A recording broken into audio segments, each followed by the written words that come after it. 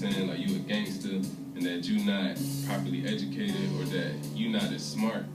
And a lot of times it don't really have anything to do with that. It's just the environment that they was brought up in. I feel like even in our own community, you get a lot of people that judge us or that are harsh on us just because of where they were growing up or who they grew up around or who they surround themselves around. If you are born African American, you have to prove that you are not one of the bad ones. You have to prove that you are not lazy, that you can fit in, that you can do this. So, and how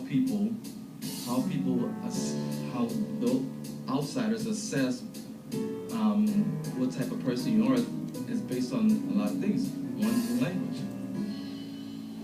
So that video encompasses all that we were just talking about you can't just judge someone based on how they speak or how they look or anything like that. So as teachers, we have to understand that in our classrooms. We have to create an environment where there is no judgment, because African Americans, Native Americans, Mexican Americans, they all understand that they are being looked at and judged based on how they look and sound. And so we have to, as teachers, make sure that our environment is safe for them. And then this is more than just black and white, as we were talking about Latin America and African Americans. All races, they deal with this. So for many of the races that are not African Americans, such as the Latin America and Native Americans and all that, they struggle with familialism. People really judge them for that, where they have a strong pride in their family. So they go through these different outcomes about blending their culture with their dominant American culture. And so they either assimilate, withdraw, or they do the biculturalism thing, or they are marginalized.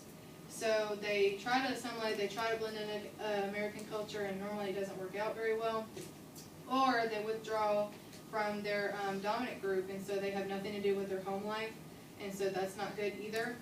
And then they try the biculturalism thing, and sometimes that works, but many times they try to bridge the gap, and they become differentiated from both cultures, from American and their own culture. And then if they're marginalized, they are rejected out of their home culture because they've gotten too far away from it, and then they are not fully immersed in the American culture, so they are rejected from American culture as well, and so this is where you get gangs and violence and things of that nature. So how do we change, which is all of Dr. Tatum's in closing statements. She says, some people say there's too much talk about race and racism in the United States. I say there's not enough. So she emphasizes how fear contributes to our silence on race and how we don't talk about it enough. She says, do not be afraid to talk about racism. Don't be afraid to have the conversation in your classroom. Unchallenged personal, cultural, and institutional racism results in the loss of human potential, lower productivity, and the rising tide of fear and violence in our society. And so this goes back to that same idea. So get involved.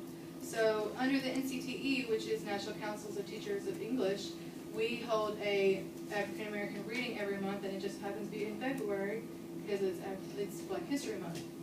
And so this gives you a little bit more details on it. It was founded in 1989, and they do it every month. And it's just a really good way to get your classroom involved if you are going to be teaching English or really any other class, because we all read in all of our classes. There is no class where there's no reading. So just to wrap up my presentation, the idea of be the change that you wish to see in the world is totally enveloped in this whole thing with Dr. Tatum and her ideas. So we just have to be the ones to make the change as teachers in our classroom. So this is not just applicable to my classroom as an English teacher, but all of y'all's.